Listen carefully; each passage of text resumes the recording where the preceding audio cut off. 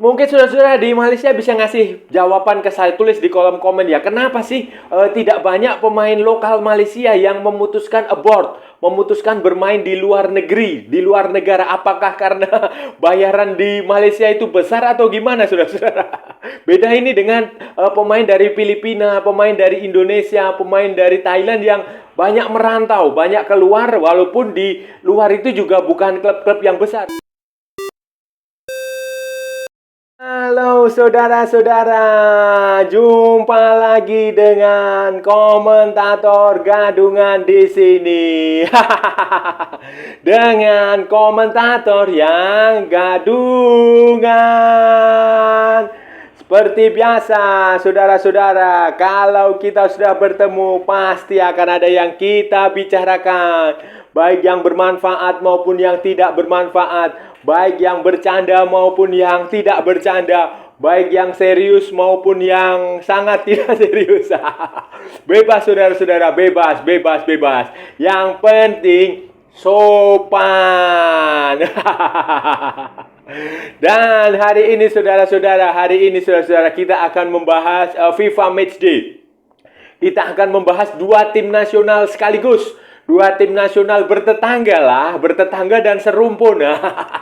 Tim nasional Indonesia yang akan menjalani pertandingan melawan Palestina dan Argentina, serta timnas Malaysia yang akan menghadapi pertandingan melawan Kepulauan Solomon dan Papua Nugini. Ini akan kita bahas. Tetapi saudara-saudara, kita tidak akan membahas secara umum karena itu terlalu lama dan terlalu banyak. Kita akan bicara saja tentang pemain abroad. Pemain abroad dari kedua negara yang dipanggil untuk FIFA Matchday kali ini. Pemain yang berbasis di luar negeri. Di luar negara yang dipanggil, kita akan bahas statistik mereka. Ini perbandingan ya, perbandingan statistik pemain abroad Malaysia dengan pemain abroad Indonesia sepanjang musim 2022-23 atau sepanjang musim 2023. Pokoknya sampai dengan pemanggilan untuk FIFA Matchday Juni 2023 ini, saudara-saudara. Karena ada beberapa pemain abroad dari Malaysia maupun dari Indonesia yang memang pantas kita bahas, pantas kita ulas, pantas kita komentari, pantas kita kasih reaksi. Nah, ini akan seperti apa, saudara-saudara? Akan kita bahas di edisi kali ini, saudara-saudara. Begini, saudara-saudara, dalam FIFA Matchday kali ini, saudara-saudara, pelatih kedua negara ini kan sama-sama dari Korea Selatan. Ada Malaysia dari Kim Pan Gong. Dia memanggil kalau nggak salah ada 4 atau 3 pemain abroad. Pemain Malaysia yang merumput di luar negeri. Mereka bermain baik di Asia maupun ada yang main di Eropa. Sementara di kubu Indonesia, Sintayong itu memanggil, kalau nggak salah itu ada 10 pemain abroad. 10 pemain abroad itu terdiri dari, ada yang di Asia, ada yang di ASEAN, ada yang di Eropa. Ada yang pemain lokal Indonesia, ada juga yang pemain keturunan. Begitu pula juga Malaysia. Dari pemain abroad itu, semuanya di Eropa, semuanya di Eropa dan Asia, di ASEAN. Di ASEAN dan semua ada yang lokal, ada yang keturunan. Kalau yang di Malaysia ini seperti Junior Ejdal yang main di Thailand, di Prachuap. Kemudian ada Noah Lane yang main di SJK di Finland. Kemudian ada lagi Safawi Rashid di Ratchaburi Mitropol. Ratchaburi FC sekarang namanya. Kemudian sebenarnya ada lagi di Dion Kuls. Dion Kuls itu di Buriram. Terus kemudian ada lagi si Kogi. Kogi siapa ya? Kogi lah itu yang main di Korea. Di Korea, tetapi yang dipanggil cuma itu tadi. Tiga pemain itu yang dipanggil, yang satu pemain lokal, yang dua adalah pemain keturunan. Nah, kita bilangnya keturunan aja ya, kita bilangnya pemain keturunan supaya tidak terjadi perdebatan yang tidak perlu antara keturunan dan naturalisasi. Karena aturan di tiap-tiap negara tentang naturalisasi, tentang keturunan itu berbeda-beda. Jadi walaupun di FIFA itu menyebutnya sama semua, pemain naturalisasi. Tapi kemudian bagaimana dengan statistik, dengan penampilan, dengan performance tiga pemain abroad Malaysia ini di liga, di kompetisi dalam negeri musim ini hingga pemanggilan FIFA match. Nah, kita sebut saja misalnya Junior Edsdal di Pracucap. Di Pracucap itu kan dia baru bergabung belum lama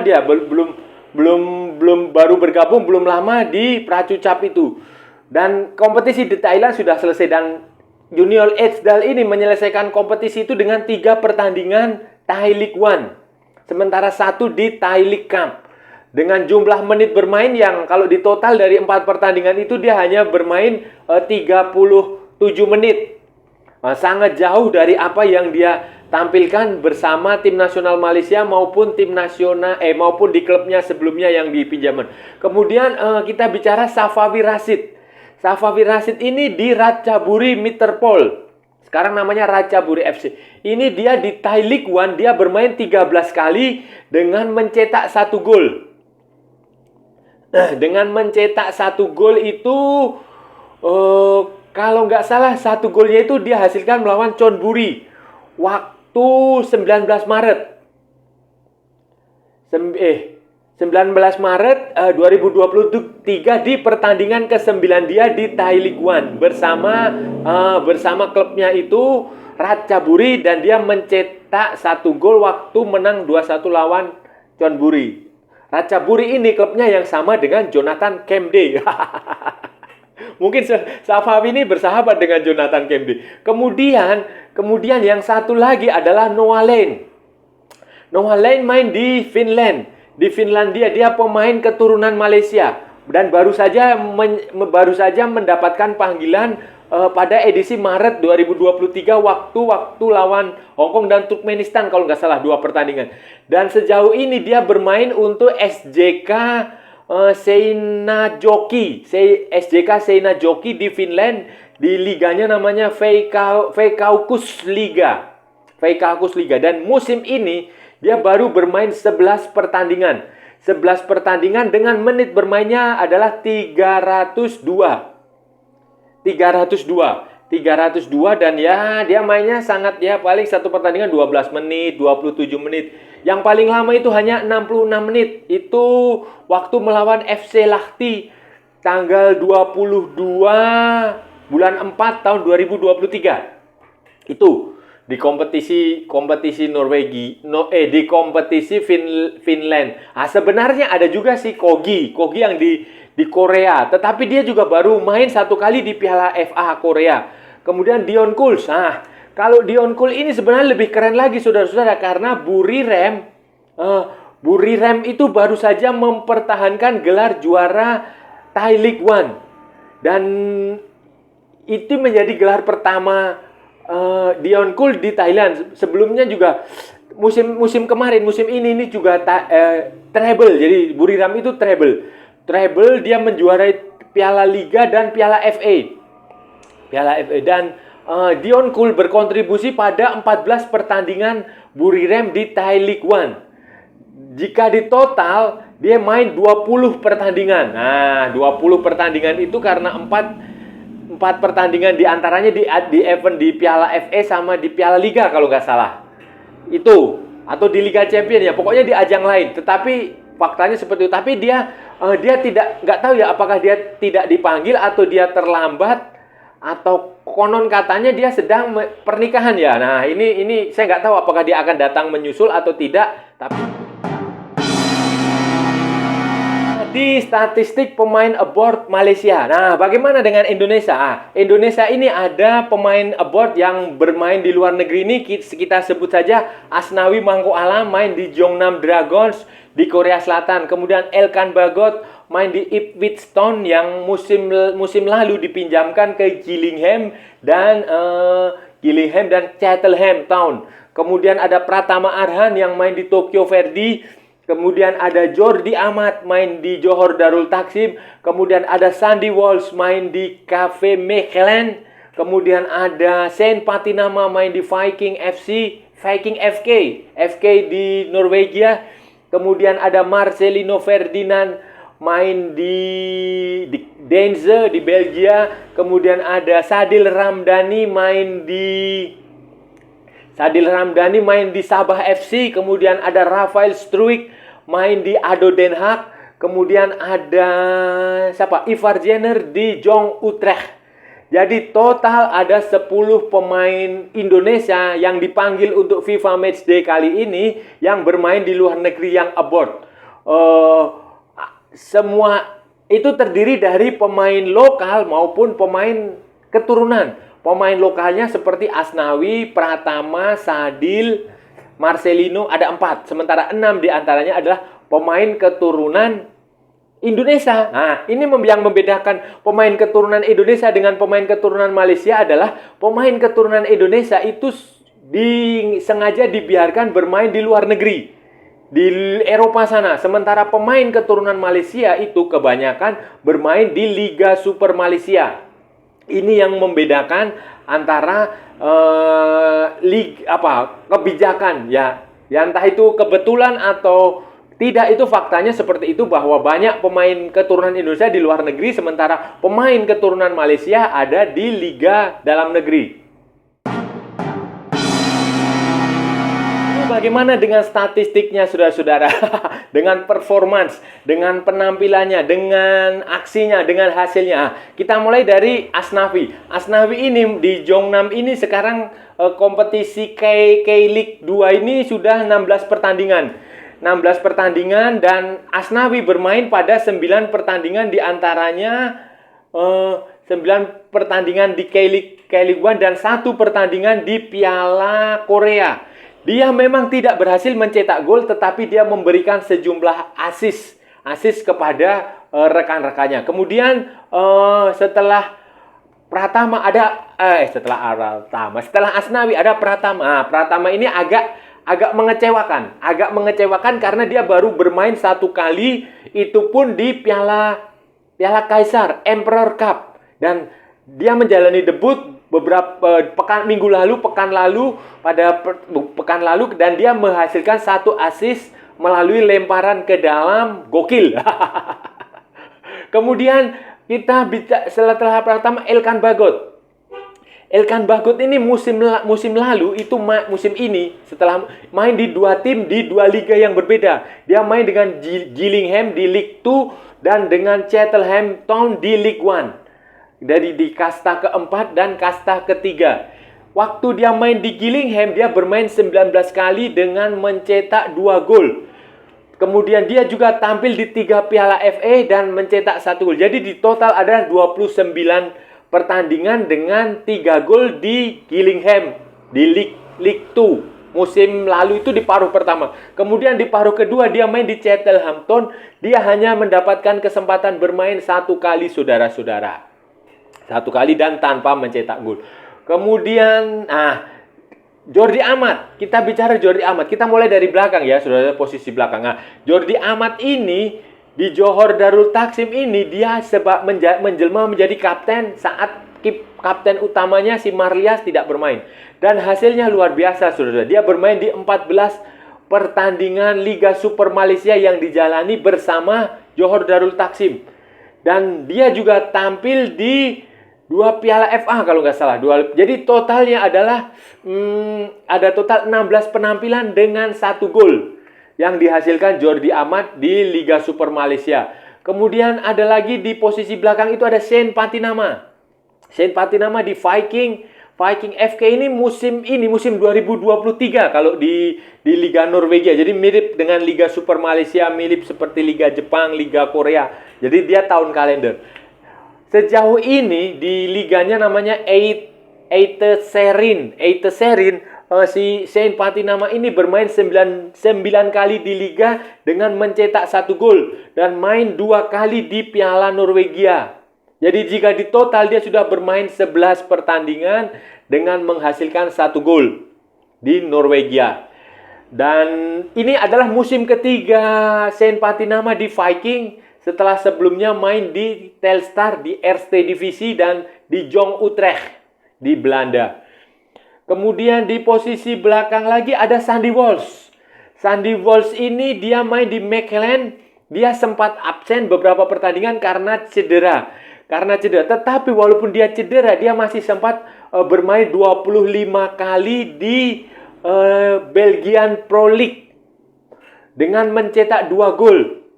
Dan jika ditotal dengan kompetisi lain seperti Piala Belgia itu apa ya? Piala Raja atau apa? Itu dia bermain 30 kali dengan mencetak 3 gol, saudara-saudara.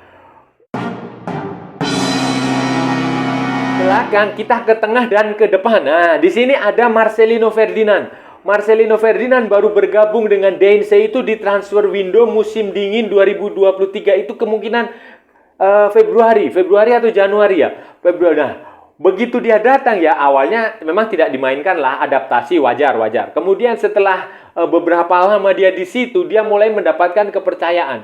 Dan di putaran kedua, di playoff zone di sesi playoff. Jadi kompetisinya kan ada dibagi menjadi kompetisi reguler dan playoff. Di playoff untuk promosi dia mulai mendapatkan kepercayaan. Dia tampil pada 4 pertandingan Challenger Pro League namanya dengan menghasilkan 1 gol. Dan permainannya mendapatkan pujian dari banyak orang. Kemudian selain sektor tengah dan depan lainnya adalah Sadil Ramdhani yang main di Sabah FC. Sadil Ramdhani ini musim 2003 ini menjadi sama seperti musim-musim sebelumnya, menjadi salah satu pemain andalan Ong Kim Sue di lini sayap, di sektor sayap winger Sabah FC di Liga Super Malaysia. Dan dia bermain pada 9 pertandingan Liga Super Malaysia musim 2023 dengan mencetak 4 gol. Bahkan di awal-awal musim dia sempat menjadi pencetak gol terbanyak, top scorer. Jika ditotal dengan pertandingan lain seperti Piala FA, dia sudah bermain 10 kali dengan 4 gol. Lumayan lah, cukup keren. Kemudian ada lagi di lini tengah ada Ivar Jenner. Ivar Jenner ini main di Jong Utrecht. Jong Utrecht itu tim satelitnya FC Utrecht yang ada di Eerste Divisie. Itu kasta kedua. Itu musim ini dia bermain 13 pertandingan tanpa mencetak gol karena memang posisi dia adalah gelandang. Kemudian penyerangnya ada Rafael Struijk. Rafael Struijk itu musim ini bermain di ADO Den Haag dan dia juga ADO Den Haag juga di Eerste Divisie. Beda dengan Ivar Jenner di tim satelit, kalau ini di tim utama. Tim utama ADO Den Haag di Eerste Divisie di divisi 2 dan dia hanya mendapat kesempatan 2 pertandingan. 2 pertandingan di liga. Kemudian ya karena dia baru menandatangani kontrak profesional dengan ADO Den Haag itu 1 Juni 2022. Jadi ini adalah musim 2022-2023 ini adalah musim pertama Rafael Struijk di profesional di level senior setelah sebelumnya dia hanya main di Jong ADO Den Haag. 10 pemain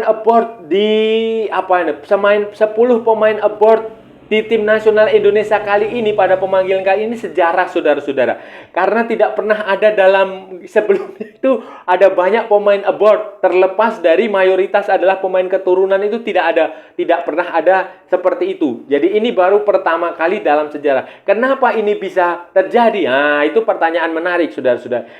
Kenapa? Karena dalam beberapa tahun terakhir, khususnya sejak era Sintayong dan mungkin sebelumnya ya, itu memang pemain Indonesia itu didorong untuk abroad, untuk bermain di luar negeri.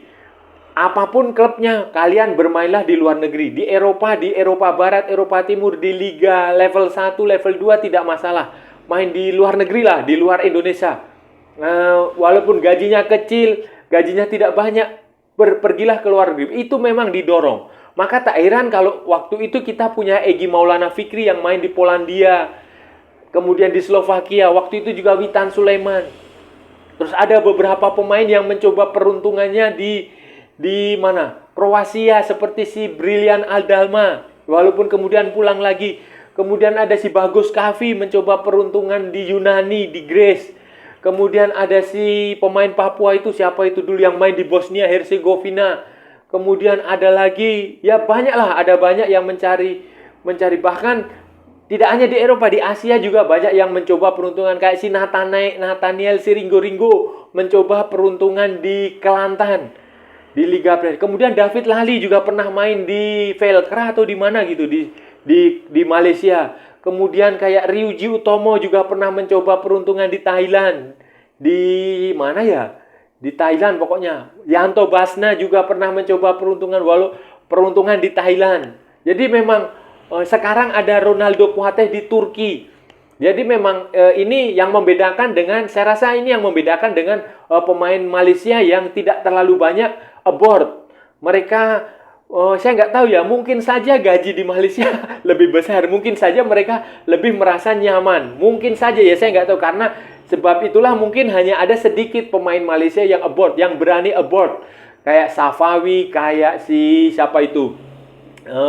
Lukman, kayak si Kogi, mungkin hanya sedikit pemain. Bahkan pemain keturunan Malaysia pun lebih banyak bermain di Liga Super Malaysia dibanding pemain keturunan Indonesia yang memang semuanya di luar negeri, sengaja diberi kesempatan main dibiarkan main di luar negeri dan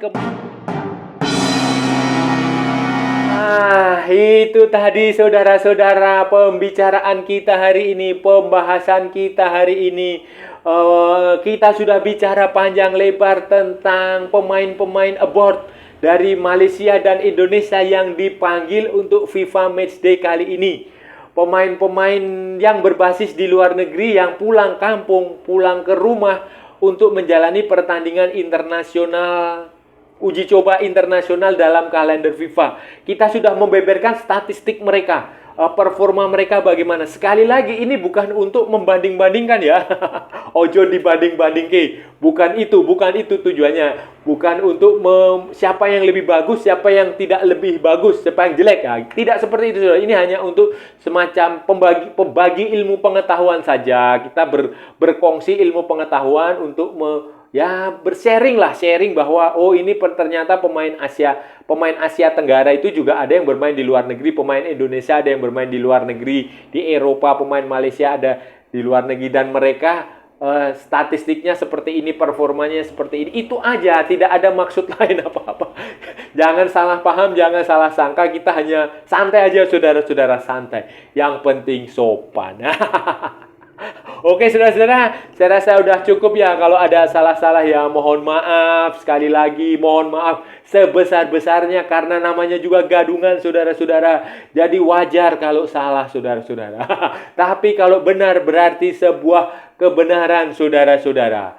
Dan kalau saudara-saudara merasa channel ini bermanfaat, berguna, menghibur, menginspiratif, menyenangkan, silahkan like, share, and subscribe. Tapi kalau tidak, abaikan saja saudara-saudara, skip, jangan diikuti, jangan ditonton, tetapi jangan juga di-report. Kasihan saya saudara-saudara. Ikuti pula akun media sosial Komentator Gadungan, ada di Facebook, ada di Instagram, ada di TikTok. Oke saudara-saudara, sampai bertemu lagi di edisi-edisi berikutnya dengan pembahasan-pembahasan lain yang jauh tidak bergunanya. Oke saudara-saudara, sampai bertemu lagi. Salam olahraga dan merdeka.